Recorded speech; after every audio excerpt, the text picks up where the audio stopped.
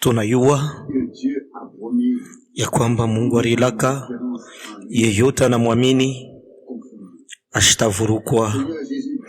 Na Bwana Yesu anasema Mathayo 7:24, Mathayo 7:24 anasema yeyote kunashikia masauti ni kunasema anaitumikia anafanana na mtu wa hekima ula aliyenga nyumba yake pa mwamba.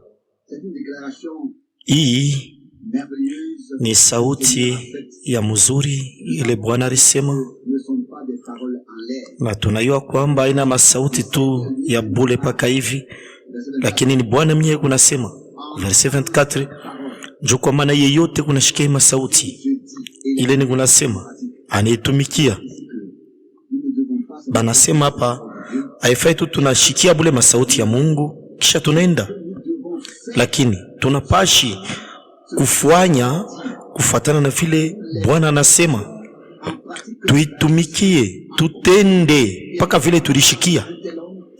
Kisha analinganisha huyu muntu wa kutumikia kusema ni muntu wa akili, ula shikuyenge nyumba pa mchanga lakini pa mwamba. Na banduku na badada, na ile tetusaidia nini? Au ile kunasaidia muntu nini? Kushikia neno kisha kuitukatala moyo wako, katala kuamini kile Bwana anasema. Hatukuyi hapa juu tuanze tukushikia bule sauti ya Mungu inetupita mbule, lakini tuko hapa na kama bari tu chakula ni njoo tuamini sauti yote ya Mungu na tuitumikie na roho yetu yote, tuifanye paka vile banasema.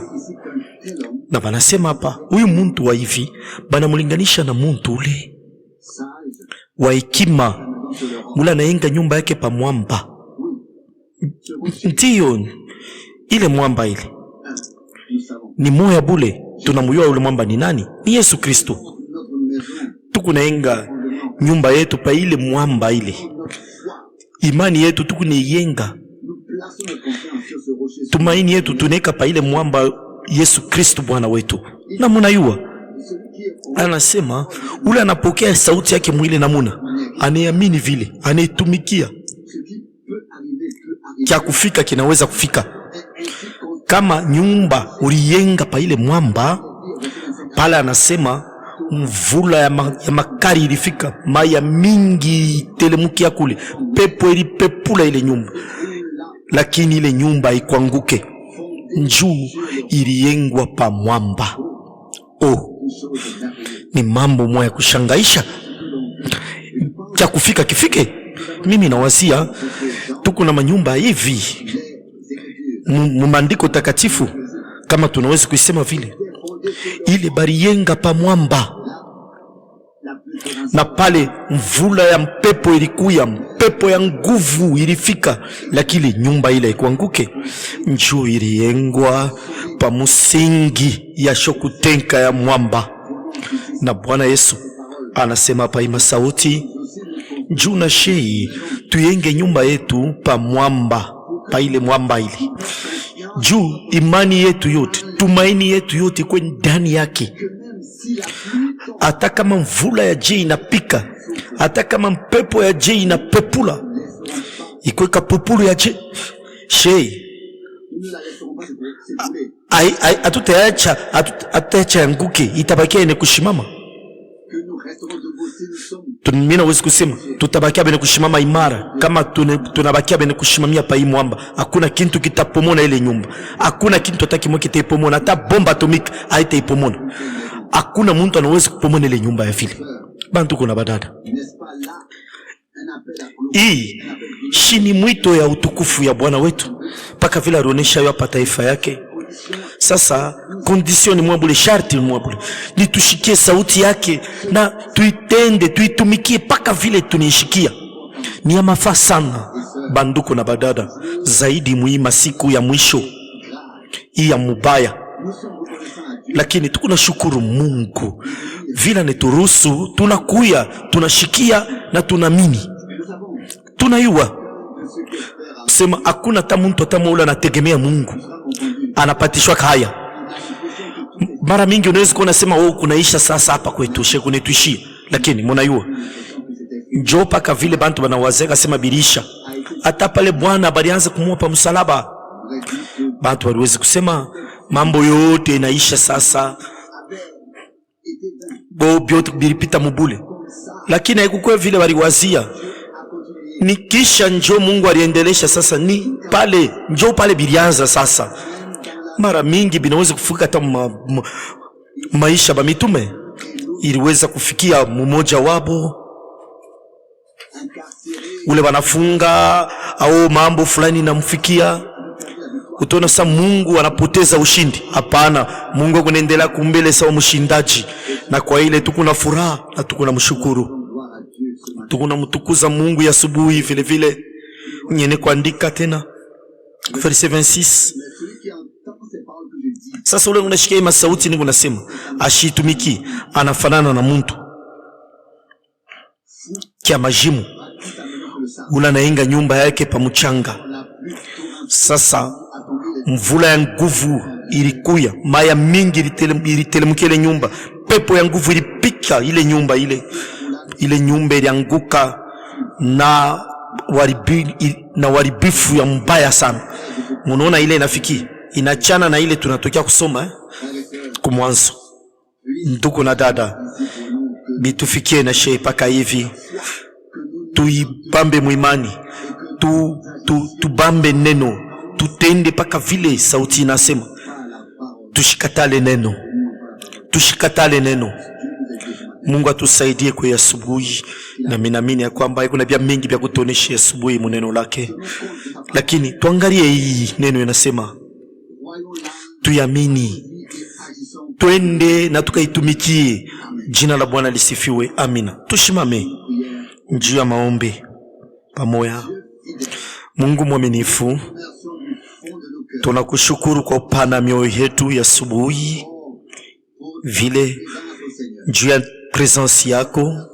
Tunakushukuru juu ya mimbo ya mzuri, tunakupigia asante juu ya neno lako Bwana.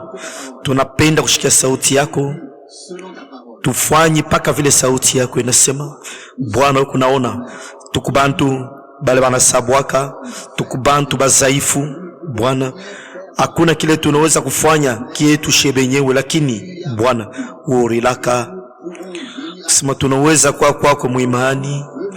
Unapenda kutukankamisha, unapenda kutupa nguvu, unapenda kutongoza, unapenda kututembesha Bwana. Na asubuhi tena tunakomba Bwana mwaminifu, tusaidie, utufundishe imani Bwana. Unifundishe Bwana kwa mini, unifundishe kuomba Mwokozi Bwana. Tuwa mbele yako na tunakuomba ushishimamie mbari, lakini utukaribie mwi wakati ya asubuhi. Mina komba Bwana mwaminifu, bariki banduku, bariki badada yangu, bariki bote bale barikuya. Mina komba umbariki nduku yangu ula kuna ubiri neno lako, na ule ati tugawanya neno lako. Njoo maombi yangu na kutaka kwangu Bwana, maroho yetu iko wazi mbele yako Bwana, njoo tupate kuipokea na tukushukuru kwa upana mioyo yetu Bwana. Haleluya, ku jina lako la utukufu takatifu Yesu. Amina. Amina. Sifa na mashukuru kwa Bwana vile neturuhusu tunafika hapa njoo kuabudu, kushikia neno, na tujachirie kubarikiwa. Kila neno ikone tu lamusha, ikone tu bamba, na tukone juliza kama njoo maisha yetu, kama njoo vile sasa ikunafanya nini juu sauti ya Mungu haitaluria bule.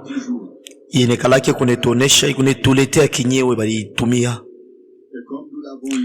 Paka vile tulisoma hapa verse 24, njoo kwa maana yeyote anashikia ima sauti na anetumikia. wakati ya matafsiri inaisha kupita, wakati ya kutumikia sasa bile Bwana anasema inafika, na ni kwa ile njo sauti ya Mungu itahakikishwa. Nikisha hii masauti njo banaandika ku verset 28 sema wakati Bwana, wakati Yesu alisha kubiri ile mankunji ilipikwa na mafundisho yake. Verset 29, kwa maana alianza kufundisha sawa muntu ile kuna mamlaka, iliachana na baskribu babo. Kumkongo hii balitusomea hapa leo kumwanzo pekui masauti. Bwana alianza kufundisha ni kuachana na baskribu, nikisema ba mwalimu, na mafundisho yake ilianza kufanika na mamlaka ya kimungu, iliachana sana na baskribu, kusema baandishi. Bo balianza kufundisha vile balianza kuwazia, yeye alianza kufundisha sawa Mungu, alianza kufundisha kufuatana na kweli na masauti ya imani. Ibanesha kusema kutonesha inetufanyisha bote mzuri. Bila imani haiwezekani kumpendeza Mungu. Kwa imani tutakuwa bashindaji. Mili tafuta pale pale ni neno mkitabu ya nabii Isaya banaandika mu chapitre 26 verset ya pili, verset 2, mufungule milango njuu taifa ya waki ile inachunga uaminifu. Verset 3, ukuna bariki moyo ile ikuya inabambiria tangu ene kubambiria, ukune jaza na okovu ile yote na kutegemea. Mumutegemee Bwana milele, kwa maana ndani ya Bwana Mungu mkuna mwamba ya milele, mwamba ya lote. Tunatokea mkushikia pasema ule muntu kunashikia sauti na yuko nitumikia, anafanana na muntu ule anaenga nyumba yake pa mwamba. Sasa hapa banetonesha muamini Bwana milele, kwa maana ndani ya Bwana Mungu mkuna mwamba ya milele.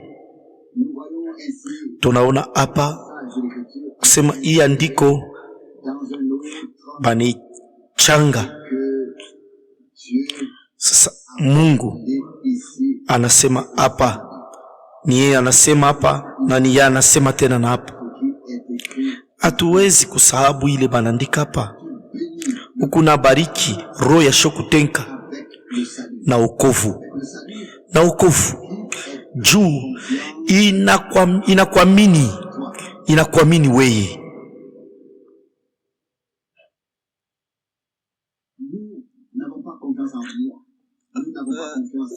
Atutegemee mie, atutegemee weye, atutegemee shebeke, lakini tunamtegemea yeye.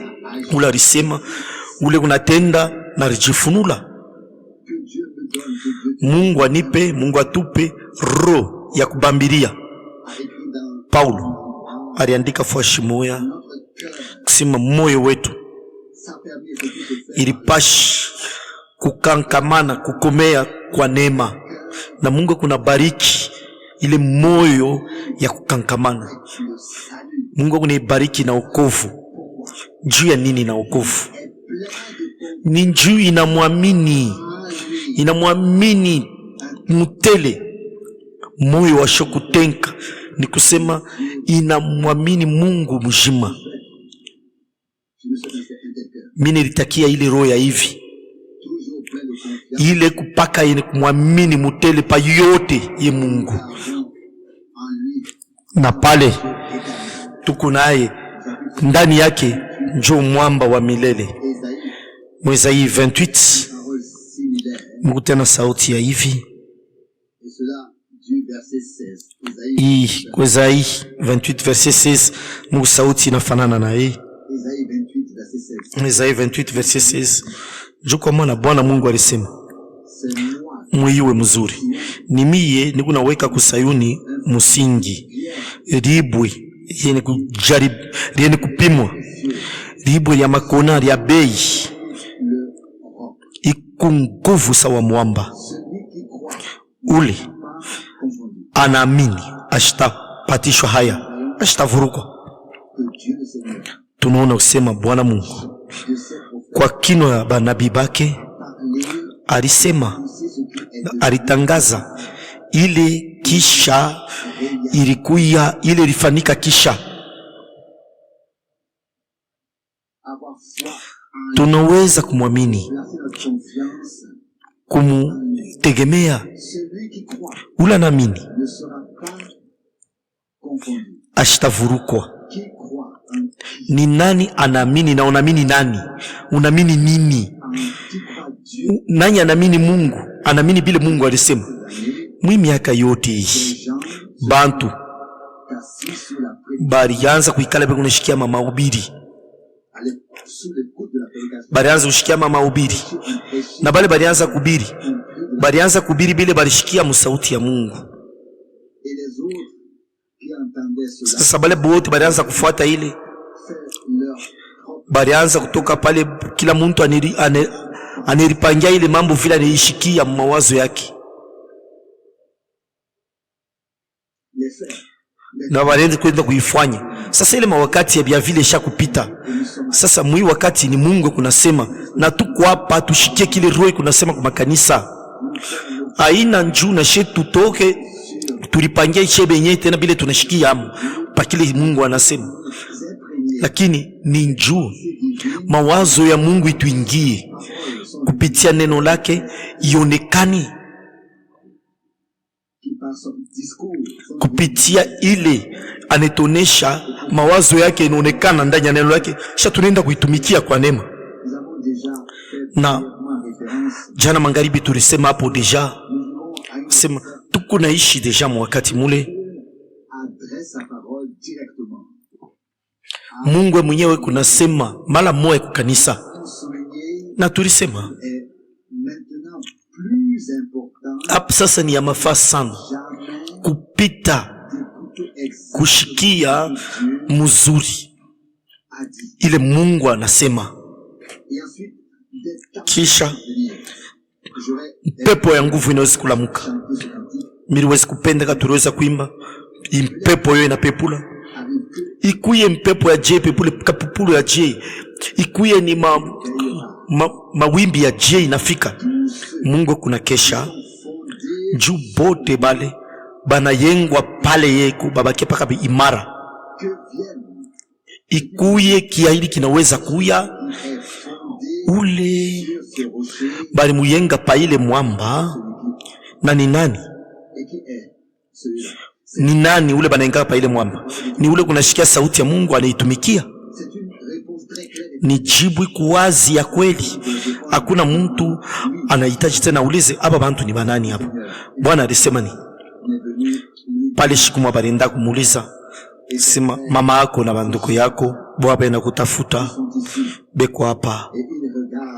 Aliangalia kunji na anauliza, mama yangu ni nani? Banduko yangu ni banani? Ye moya analeta jibu. Wote ule unafanya mapenzi ya Mungu. Njoo mama yangu, njoo banduko yangu. Ilikuwa nini? Bo balimuliza mambo ya kimwili, ye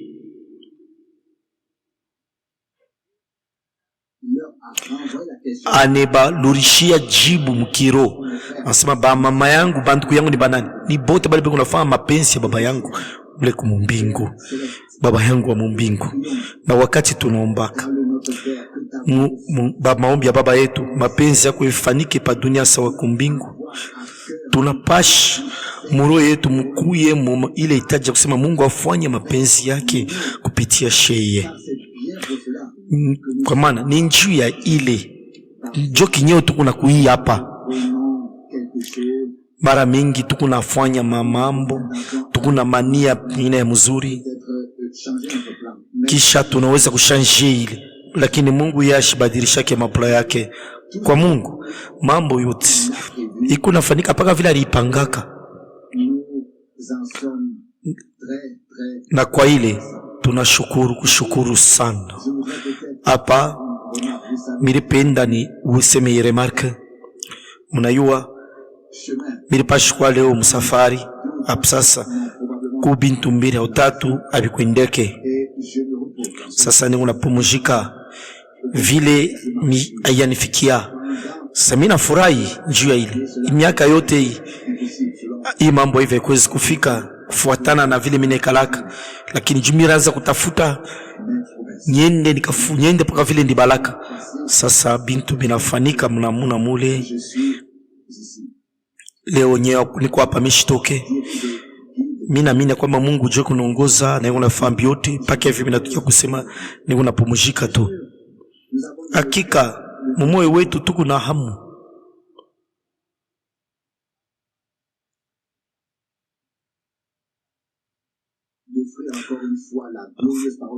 kuhubiri sauti ya Mungu kwa ulimwengu yote.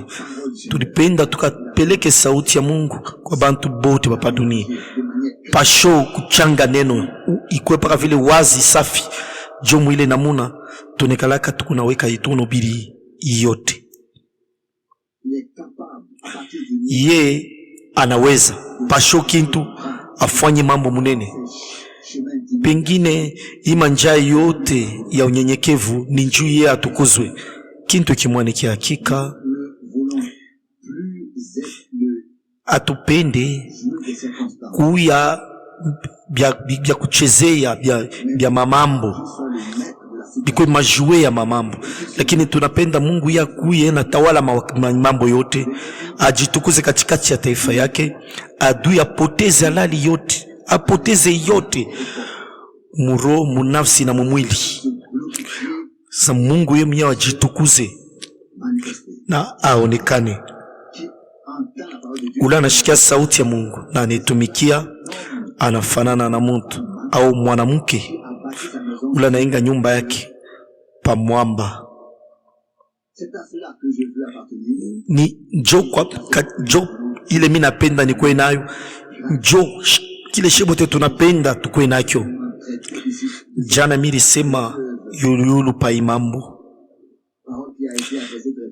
Hii sauti baronesha kanisa mwile barua kuzunguka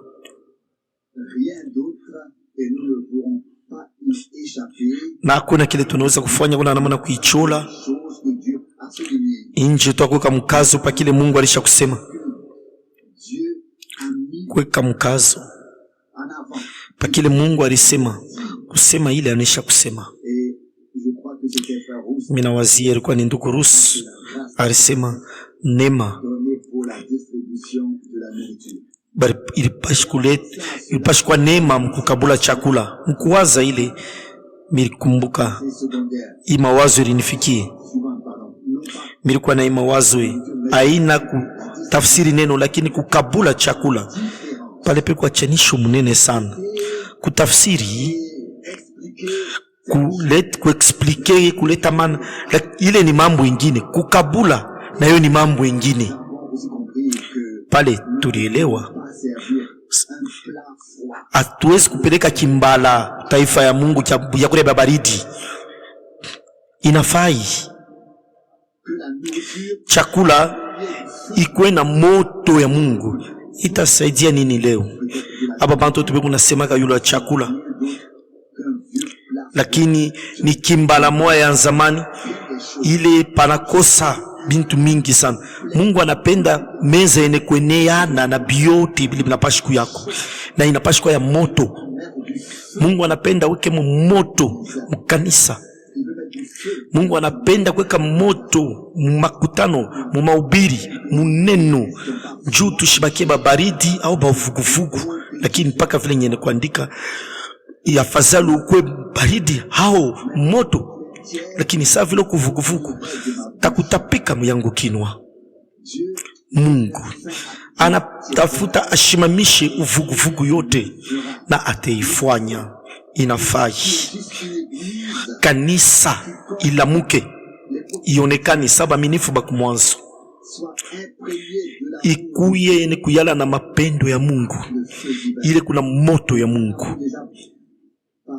Tulisha kuisema jana pa hii neno kukanisa. Sasa niko najiuliza bangapi beko najachiria hii sauti kubanyorosha mwi wakati? Bangapi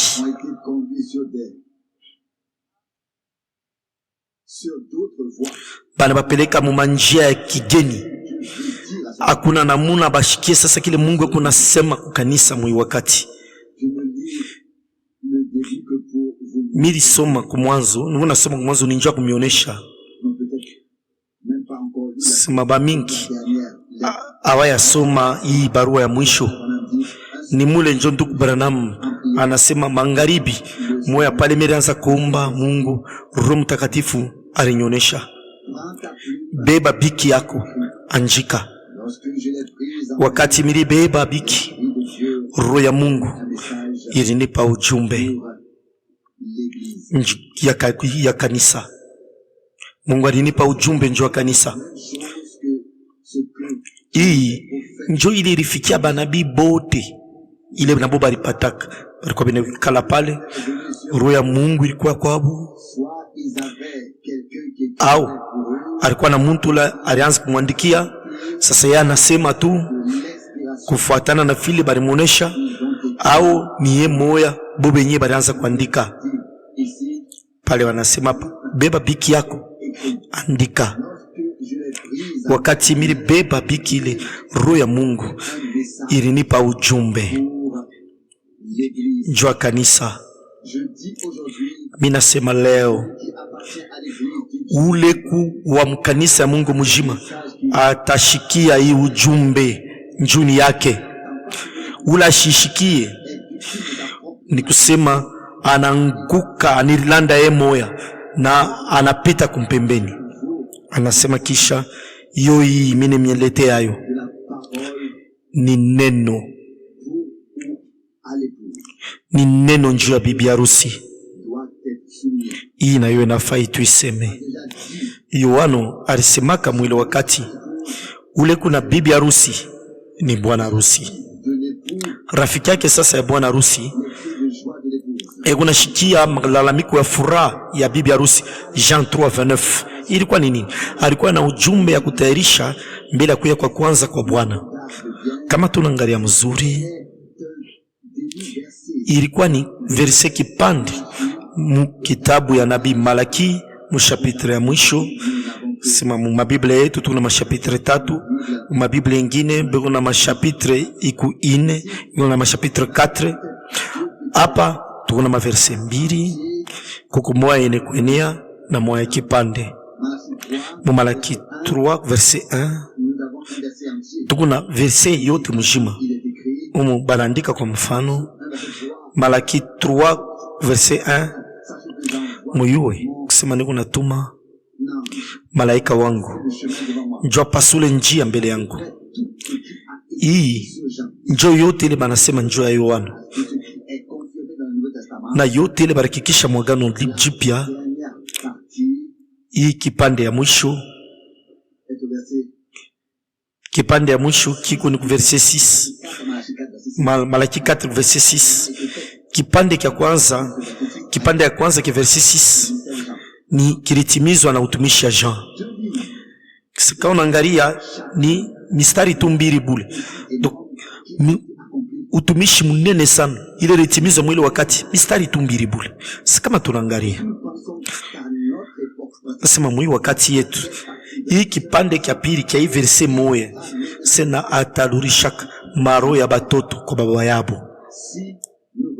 Kama tunaangalia bunene ya tunasema tu kafupi hivi na macho ya kimuntu, tutasema eske ni paka hii nenea tu njuu ya hii utumishi kaji munene hivi ndiyo paka hii nenea juu muima sauti yote ile Mungu atafanya kumwisho wa mashiku yote bali isemamo tukiyua kusema alipashi kutuma nabii alurishe alete alurishe neno lurishe maro ya batoto ya Mungu kuile alikuwaka kumwanzo abandike bya mingi, lakini ni mambo munene ile kunafika kwa neema. Haina chapitre mrefu njoo kuna konte. Kama tunasoma banabii ba mwagano la kale kulikuwa mashapitre mirefu baliandika, na mwile mashapitre mirefu kukufashi moya peku andiko moya tu bule, na ile andiko ni unabii, ni ile unabii njoo kuna konte. Sasa maniingisha mushapitre yote mujima, tunaweza kumshukuru Mungu vile kulikuwa muntu ule balimtuma mwikizazi kia mwisho njoo apate ili verse mfupi, hii kipande ya verse hiki aingishe mapu yote ya Mungu. Hapa ni connect we na mimi, hatuwezi kuyua, hatuwezi kupata hii maandiko hii kuna sema njoo wakati yetu. Mara ngapi tulisoma Zakaria 14 kusema wakati ya magharibi kutakuya mwangaza. Tulisoma mkonteksti mule banesha kuyandika kusema Mungu atijifunulaka kutaifa Israeli, lakini sasa hapa tunaona kusema kumbi Israeli na kanisa binekalaka bya mafasi sana kwa Mungu. Sasa mule mkachikachi ya ile unabii njuu ya Israeli ile tafikaka njuu ya Israeli, kumbi ni mambo ya kiroho itafikia kanisa. Sasa nani aliona? Nani alishiki? Shebote turuweza hata kusema mala mili kusema mwakati ya magharibi kutakuwa mwangaza. Sasa turuweza kushikia nini pa ile mambo paka vile na leo, lakini tumshukuru tu Mungu vile aleta ujumbe kwa kanisa. Sasa hapa pai nayo tukunapenda kuonesha taifa ya Mungu mwi barua mwisho kuzunguka hii tulituma na mahubiri ya mwisho. Amina tu mahubiri bule ya mwisho, lakini ndugu Branham alikuwa mwenye kuikala pale alipokea yote na ni Roho Mtakatifu njoo alimupayo, na kwa ile tunashukuru sana sana. Bantu ngapi balisha kusoma hii barua hii? Mina wazia pengine mwebote, lakini mwebote mlipashi kuisoma. Ni sauti ile bekunonesha mala mwa kanisa. Tulisoma hii kipande jana, sema mwima siku ya mwisho kanisa ya kweli harusi mbeko ya Kristo itafika kulibwe ya mwisho, itakuwa kanisa super, itakuwa kizazi kile kiku super kile unamkaribia ye, itakuwa ni ras ya kushangaisha.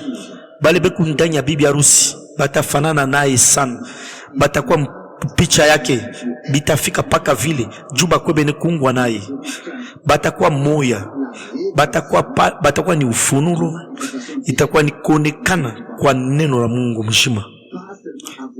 Aina bule kuya, lakini batakuya bibi harusi.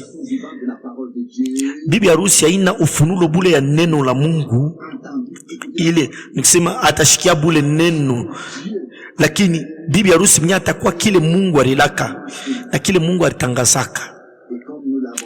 Paka vile tulisoma hapa batakuwa moya, aina kuya mkimoya, atakuwa moya. Kukwa chanisho munene, kutafuta kungana ungana, kutafuta kuunganisha makanisa yote yungane na madini yote ya ile kuhuru. Ile ni mambo ikusa kipolitiki ya kidini na umoja ya Mungu bishima pale beku chini ya neno, chini ya roho, chini ya damu, banakuwa moya mujina la Bwana. Juu Mungu ajitukuze ndani yabo kupitia ye bo. Mina wazia hii tunishikia batakuwa moya, batakuwa ufunulo ya neno ya Mungu mjima. Yesu Kristo Bwana wetu alikuwa ufunulo ya neno la Mungu.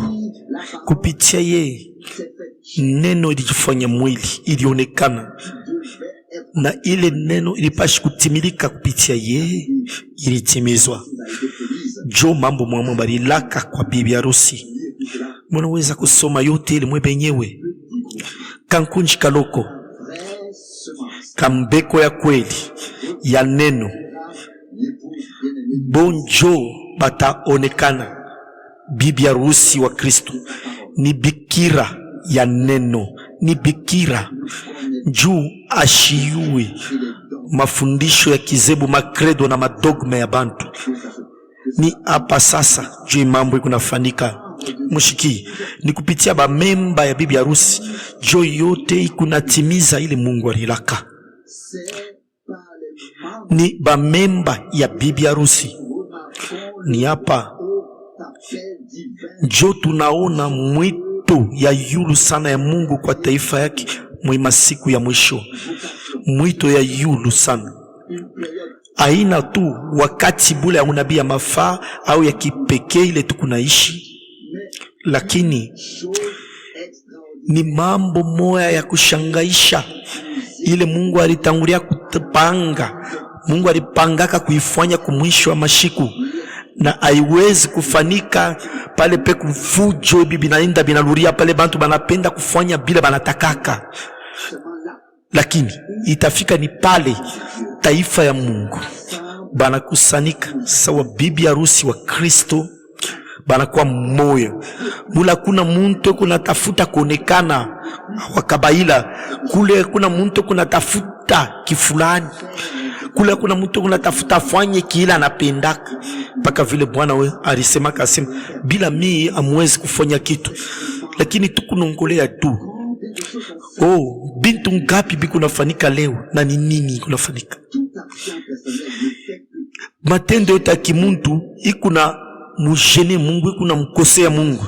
Tukunongolea Mungu ye atende. Ningu nasoma memba ya bibi harusi bikira batampenda, batakuya na makapasite yake juu ye ni kichwa, uwezo yote ni yake. Bobe kuna muti paka vile biungo bya kumaungu yetu binikalaka biunati kichwa. Kama tunawaza pa ineno, roho yetu inatenka, tukunejuliza shebote, eske bya kweli tukuna muti Mungu? Eske tunekalaka tukuna muti ye kichwa she biungo vile binapashikuya? Munayua tulisema pa hii mambo, kama tunalinganisha hii mambo kusema jo kule inafai kwenda kufikia na jo kule paka binapashi kufika, kwa mbatana binapashi kufanana na Kristu kichwa na bamemba ba mwili yake, kwa mbatana bamemba ya mwili yake. Pale tunayua mzuri kusema mwili yetu iko kamilifu na inatumikaka vile. Mishitaji kuonesha mkono yangu fungula sasa hii kitabu, hapana. Kama wakati yangu inafika ami kufungule hiki kitabu, hii mambo itafanika automatikman. Mishitaji nioneshe mkono nasema fanya sasa mkono inayua kufuatana na ile mambo yanafanyika mkichwa, kusema sasa ni mimi mkono nitende. Kama inafai nitengeshe mikulu, shitasema mkulu wa kuume lamuka sasa minafia kwenda, hapana. Ile iko nafanika yote paka automatic biungo vya kumaungu ni bene kunga kukichwa. Bikuna tenda muna bintu biote ni bene kupatana. Bikune kungana na bene kupangana. Njo vile bitakuya na kumwisho mashiko na kanisa harusi na bwana harusi, na ye atavikwa, atapambwa na ile makapasite mawezo mwene kungwa na Mungu. Hakutakuwa mtu atapenda alifanishe bintu pae moe. Uli mzuri kuimba onji, hakuna tena njia uliwe moe, hakuna tena kile unapendaka, beba mpango ya kuwe moe. Sasa ile mambo kule kunaenda kuishia ni bingine. Lakini hapa tunaovumbula namuna kani kuambatana kwa baba na mwana. Yesu akufanyike kitu mpaka baba amoneshe. Hii Jean 5:19. Ile kuambatana kule njo kule kunapashi kuonekana katikati ya bibi harusi na bwana, katikati ya bwana harusi na bibi harusi. Kuambatana kichu katikati ya shefu na kanisa. Ni kusema kanisa ni biungo, bamemba. Inapashi kwa mkimoya kia kimungu. Hakuna mtu kunafanya kila anataka, isipokuwa mbele roho ya Mungu inamuonesha. Yesu alisemaka waziwazi, mwana hawezi kufanya kitu ye moya, lakini eko nafanya ile baba, ila anaona baba anafanya. Bangapi leo banaweza kufanya yoyote? Tunaisha kufika muni chiki au hapana, lakini tunafika mkipimo mule atuwezi tena kulifanishia kintu kile shetu tunapenda hata mii. Lakini nala musha macho yangu kwa Mungu wangu, ule alifanya malako. Mina tafuta nikuye muyake mikono. Kama yana atafuta kufanya mambo fulani, atujulishe na tukwe tayari kuifanya ile. Banaandika tena, bale beku ndani ya bibi harusi beku natendaka ni kufuatana paka na mapenzi yake. Hakuna muntu atamoe anaweza afanye tena kila anapenda. Beku na ndivyo Bwana anasema. Au banekala kimya, ni kusema au beku na kile Bwana anasema, au banekala kimya, au kukintu kinafanika mujina la Bwana, au hakuna kile kinafanika, au kintu kinasemewa mujina la Bwana, au abaseme kitu. Jo pale tunafika na tunamini sema kweli na ngari ya sauti ya Mungu. Bwana alisema kupitia mtumishi wake nabii waziwazi. Sasa tulisha kupokea, ndivyo Bwana anasema ya neno. Bale beku ndani ya bibi harusi benekalaka beku natenda mpaka kufuatana na mapenzi yake. Mine miuliza, mine juliza, na mine uliza ba mingi. Bale bote wanasemaka beku mkanisa beku chini ya uvuto ya nani? Ni roho kani ne batawala? Ni neno kani kumaro yabo na mkinwa yabo? Eske ni ndivyo Bwana anasema? Eske ni masauti ya Mungu ile unaleta bujima, au ni mishale unaleta lufu? Ni nini? Mungu alitupa neno lake njoo tuipokee, njoo tukuye na sheba neno lake njoo aifanye. Bintu mingi bana bisema hapa, munaweza kuendelea na kuisoma na kufikilipo mwebenyewe kinaenda paka ile. Lakini shebo wote tena tunapenda tumombe Mungu atutuweko kwa neema, atufungurieko, atuambatanishe na ile unafanya sasa. Bintu mingi tuweze kubisoma tena hapa, bintu mingi tuweza kusema Mungu atufanye neema wei na she bote kwa bale bote ni bake, tujachirie batunyoloshe, tujachirie batusaidie. Hatuwezi kulisaidia au kusaidiana she wenyewe, lakini Mungu anaweza kutusaidia she bote, na ule yeye anasaidia hakika anapata msaada. Juu sheye tunahitaji msaada yake tu. Kama tunapenda kunyolosha bantu pale jo tutebavuruka kupita na vile barikuya mbele. Masauti yetu ikusama sauti ya barafiki yake Ayobu haikulete mwangaza mbali na ile, lakini yo ilileta kisha paka maulizo tena ingine inazarikwa.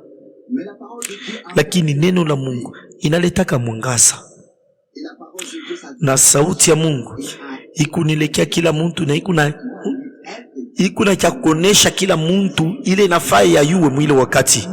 Hapa Mungu naendelesha kusoma, tunapashi kuteka mashikio njuu tumuone Mungu alilaka kuitimiza wakati ya mwisho. Kisha kunafuata hii sasa mambo ya Malaki 4, 5 na 6. Malaki 4 verset 5 na 6.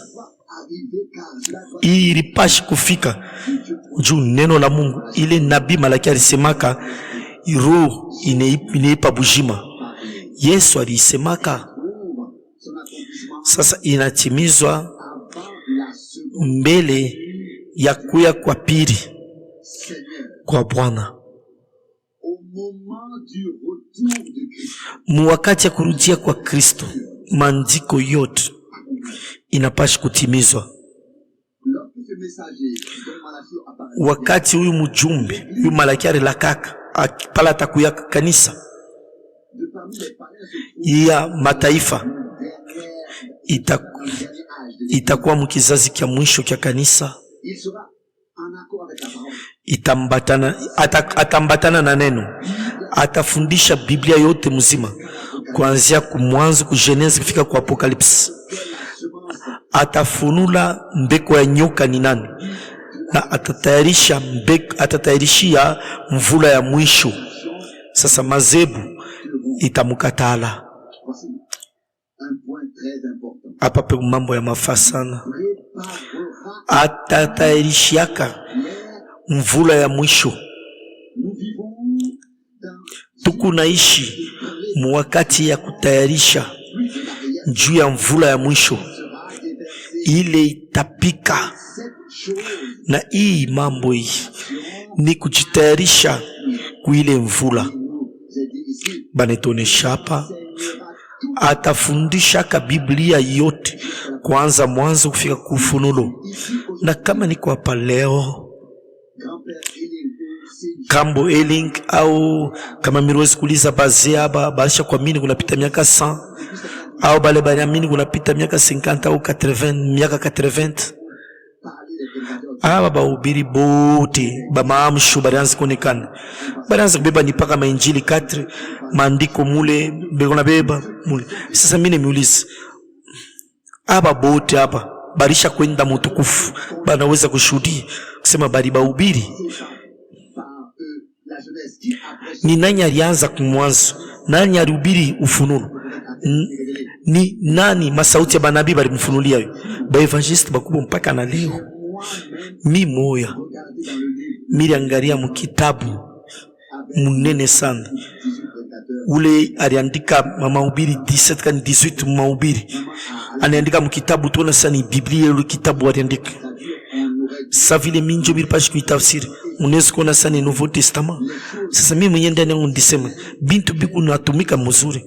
Sasa kumbi nini ile ilianza kuonekana kusema sawa ni Agano Jipya na mamaribasha kuandika mu bien mabik rouge haikukuwe Nouveau Agano Jipya, haikuwe Biblia, ilikuwa ni mahubiri 17 baniandika mzuri sana na verset biblique mule ndani mwile mahubiri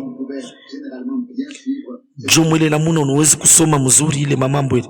Sasa bapendo, tuishikilie mzuri leo. Atuishi mma wakati ya zamani. Mule bantu ba Mungu. Na yeye nasema tuone bakataria bantu ba Mungu bakubwa. Baritembea mu dunia. Na Mungu alibabariki. Na Mungu alibariki mamilioni pitiabo. Lakini wakati ilikuwa ya kuingia mu bintu bya mwisho, bintu bya mafaa bilikuwa biafika. Ile iliwezi kufika ni paka sasa. Nikisema mu wakati biku natimilika. Mkusema hivi, aina kusema tunabashusha bantu bengine au mmoja hapa bahubiri bakubwa ba maamsho. Mbali na ile, aba bantu bote ba Mungu bali pasula njia kuile lipashi kufuata. Sasa hapa tunafika mu wakati mule yote hii kunafanika. Sasa ni nani katikati hapo alisemaka mambo ilifanika kama shamba la Edeni? Ni nani alifungula masiri ya Mungu? Balianza boku bili ni paka ukovu na kutoka muzambi. Njoo kwa hapo ilikuwa mahubiri yote na yote ya mafaa. Lakini huku kumwisho ya mashiko ilikuwa ni kizazi kia unabii. Sasa Mungu alituma nabii. Ule Mungu aliwezi kusumburisha paka vile alisumburisha Abraham, Isaac na Yakobo. Muntu ule alianza kutembesha gari sawa na mimi, alianza kulia na kunwa paka vile na shei. Lakini muntu wa Mungu, muntu ule Bwana alibeba katikati ya bantu. Njoo Mungu asemee kupitia ye mwima siku ya mwisho. So tunaamini sema kuanzia kumwanzo kufika na kwa Apokalipsi yote alifundisha. Tunaamini ya kusema hakuna kia kuongeza pa ile. Anasema hapa kisha ile mpango ya nguvu ya kilima Karmel itafika mwakati ya mvula ya mwisho. Mwakati ya mvula ya mwisho sawa kia kwanza kujitayarisha njuu ya mvula ya mwisho. Ile ni mambo mbele ya kwanza. Sasa kisha pale mvula, sasa mwile wakati ya mvula ya mwisho, mpango kukata kwa mambo pa kilima Karmel kutafika. Tukunaishi mwakati ya munene ya uwezo. Hata vile tukuna uzuni ndani na nje, lakini hatuachiwe. Hata vile mara mingi tutupa chini vile Paulo alisema, lakini Mungu ni mwaminifu. Mungu ananishika, anakushika, anatushika shie bote, tunabaki bani kushimama. Ate tutambusha muyote hii. Na yote ile itafika. Yesu nimesome. Jean alikuwa alitangulia kukuye kufatana na Malaki 3 verset 1. Aliotesha mbele ya mvula ya kwanza. Mazebu, maorganizasyon mwile wakati ilimutupa, makanisa ile wakati ilimukatala. Yesu alikuya, alifanya onjo ya uwezo pa kilima kile kia transfiguration. Huyu sasa, huyu kutangulia tena kuya Kristo wa pili, na yata utesha mbele ya mvula ya mwisho. Munashikia ni mambo kani? Huyu wakuya kumutangulia Kristo wa pili ataotesha mbele ya mvula ya mwisho. Tungariki mwakati ya kuotesha. Tulisema hapa mama ubiri kisha kufungula miuri. Nduku Branham vile mineyua alisema hii ujumbe ashikisemake ye alisemaka hii ujumbe njoo itatangulia kuya kwa pili kwa Kristo. Na njob ile kunafanika na tukufate maarishi ile banatunga ya bongo. Hii tutashimama nayo na mbele ya Mungu. Juu Mungu alihakikisha tangia mwanzo kufika na kumwisho. Pa dunia akuya kuyaka kuhakikisha kwa hivi sawa vile Mungu alifanya mutumishi ya ndugu Branham. Na miujiza na malama. aina paka ile, na kwa bintu bya kushangaisha bile bilianza kufika. Bintu mingi tuliweza kusoma hapa.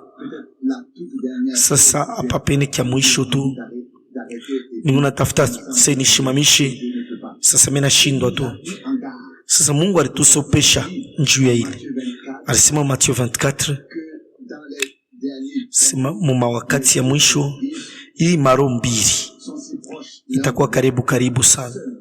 Ipaka bateule njo bataivumbula, njo batayachanisha. Nipaka bateule bonjo abatatongozwa. Utavumbula je hii maro, utavumbula je. Uijaribu kwa neno, uipime, ubape neno.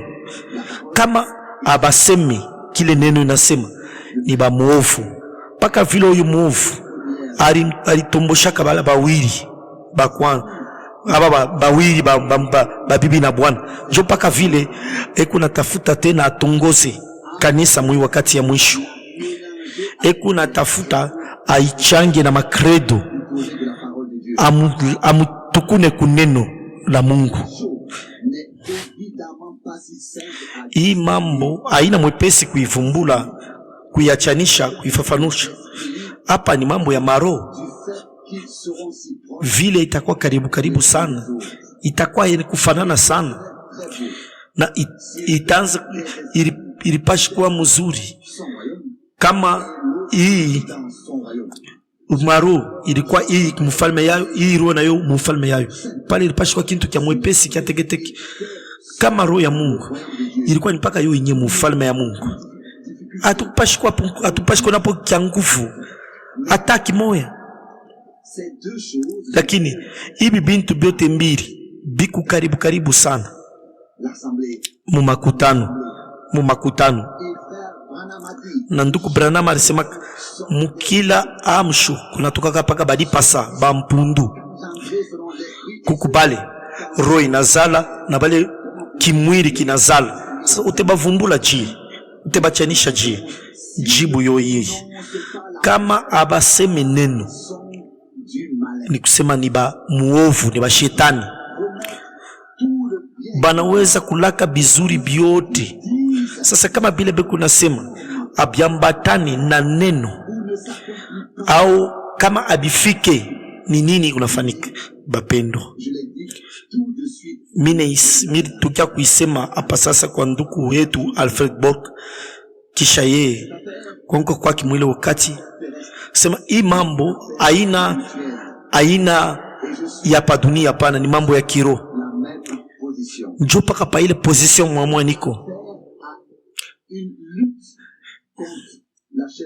na shebu konvieto tukombane na bantu, lakini tukunakombanisha mawezo hii kuna tawala muwewa. Lakini tunaweza kuwa siri ya kwamba Mungu yeye ni mshindaji. Juu yeye ni mshindaji, ashita kwa bule mshindaji bule. Golgota inesha kupita, ufufuko inesha kufanika, lufu banesha kuiwina, enfer banesha kuiwina, kosa banesha kuitosha, nzambi banesha kuisame. Yote ni kazi ile Mungu anesha kutimiza. Sasa pale mamambo munene nanzi ni bia mukiro. Sasa munaweza kusumburisha bantu bote kutosha kupaka bakiro, awezi kubonesha kitu mishwe kama muonesha kuyona, awezi kusumburia na bale bantu beku neruwazia bakiro sana. Muna hakuna kile banawezi kushikia. Sasa mimi nimeonesha leo muntu wote ule ashijachiri yake kubamoneshi, inapasha jichunguzi, ajiulize eko chini ya rokani. Aba bantu beku chini ya rokani. Na tuko nasema pa leo, sema atuseme mambo ya bantu, lakini tuko nasema ya ile roho iko kumukongo yabo. Aba bantu boni babei iko Petro ule Bwana ruwezi kumonesha shetani mbali na mie, njoo ile kunasema haitokee kwa Mungu, lakini ni ya kimuntu. Na ile Pierre tunabakia naye ni muntu wa Mungu. Ule Mungu alimweka kumwanzo, alikuwa ni mtume na uwezo ya mingi. Ule Mungu alibariki na alitumia mnamna ya kushangaisha. Kama shesa batoto ya Mungu atuya komea kufika na mwiki kipimo, njoo tuiwe kufanya achanisho katikati ya mtoto wa Mungu abya kweli. Ule shetani aliweza kutawala, na ile uwezo wa shetani ilikuwa kumkongo ule mtoto wa Mungu. Kumbi pale ni mambo ya bure sana. Shebote tunapashi kufanya achanisho katikati ya mtoto ya Mungu na adui. Ule anaweza kumvuta au kusema, lakini ile kuna konte ni ile amfuata. Hapa bantu siku moya banapashi kuvumbula, sema Bwana unitoshe kile kitu shikipende, juu kinaleta ule hakuna kintu hataki mwaki nafika kwa mwisho kushimama kumbele. Njuu ni tafute kintu kwa muntu, nitakie muntu kintu, pengine wakati inafika tuoneshane bintu. Njuu kama tubiseme binabakia paka bine kufuchama, na kama tubikiri shetani atabakia mwenye kufuchama paka mule. Jo pale ni unaisema bale bote balitangazaka matabiri na matabiri abikufike bile bintu bile.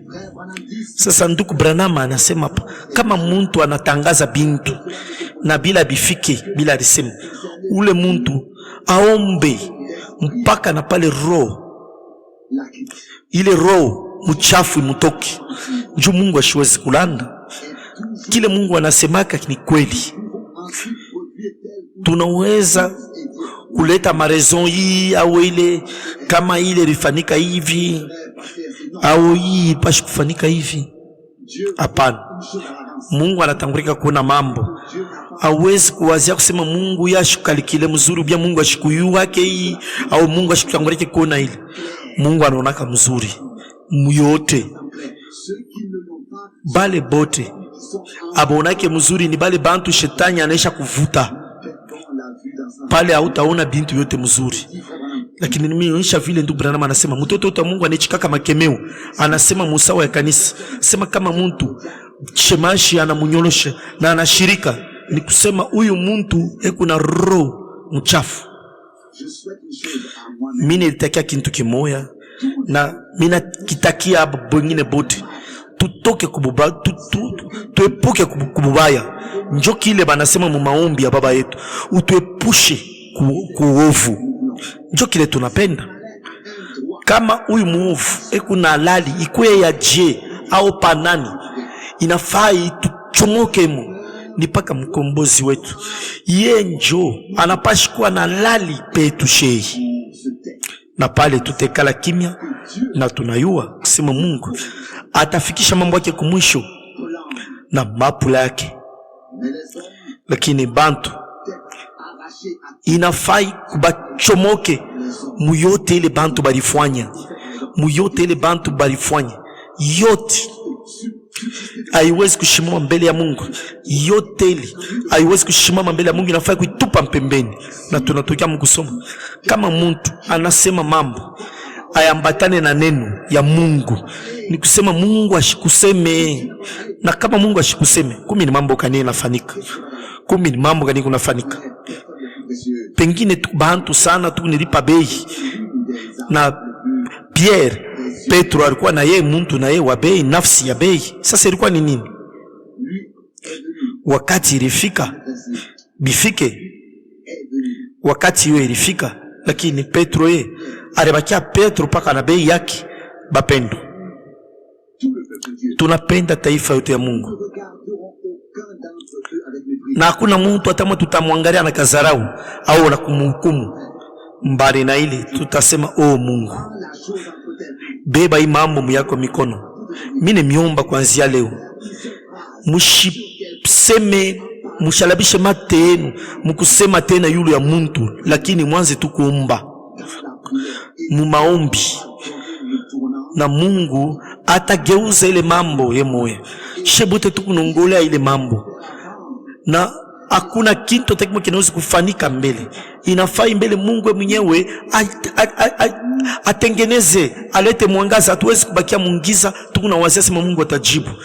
Tunapashi kushikia kile ufunulo wa Roho Mtakatifu, inasema kile neno balifunula, na tunapashi kuikala kimya pale Mungu anekala kimya, kusema pale Mungu anasema, kutenda pale Mungu anatenda, na pale bintu byote bitafika paka vile Mungu anapenda. Hii ni masauti manonesha ya kanisa. Mwi miaka yote ilipita Mungu aliacha byote bifaniki, lakini hapa sasa inafai mambo ya sasa yanzi kuanzia kwa upana. Hapana ile bantu bego nafanya, lakini ile Mungu anaweza kufanya murako roho na muyangu roho kwa neema, kwa uwezo ya damu, kwa uwezo ya neno na uwezo ya roho. Na pala kuna ule atengilia amu kwa mwingine, ushasema unapashi kufanya ile ubiafanya hivi, lakini Roho Mtakatifu mnyatakikisha kila mtu, na kila mtu atafanya ni paka kile Roho Mtakatifu atamuongoza kufanya. Hii njo vile Mungu anatumikaka, na njo ile tuko naongolea bibi harusi ekuna neema mnene. Wanapashi kumupa mauwezo ya bwana harusi yemoya, na tunamini kusema Mungu ataifanya kwa neema. Tunapenda shebote tungane mu maombi mbele za uso ya Mungu na kumuomba Bwana aninyoloshe, atunyoloshe, anyoloshe bote bali abana hapa leo, banduku yetu bote na badada yetu bapendwa bote, abaongoze mumoja ya roho, na imwa ajitukuze, ajifunule. Njo kutaka kwetu kumoya bule na maombi yetu, na kama Mungu anapokea yote ile anastahili, na she tutapokea ile inetufai, na she bote pale tutapata msaada kwa neema. Bwana abariki na bale bote bana hapa leo, lakini beku na hii muziko na hii beku na hii mambo pa maroho beku na ngaika nasi beku naishikia pa mwana she. Mungu ababariki bote leo, bakuye akwe karibu na bote, na kwa neema apate kushanje mapito ya taifa yake, juu tupate kufurahi na tupeleke habari njema, ujumbe ya furaha, na kuhakikisha kwa Mungu wetu ule kuneshimia jina lake na kunetukuza.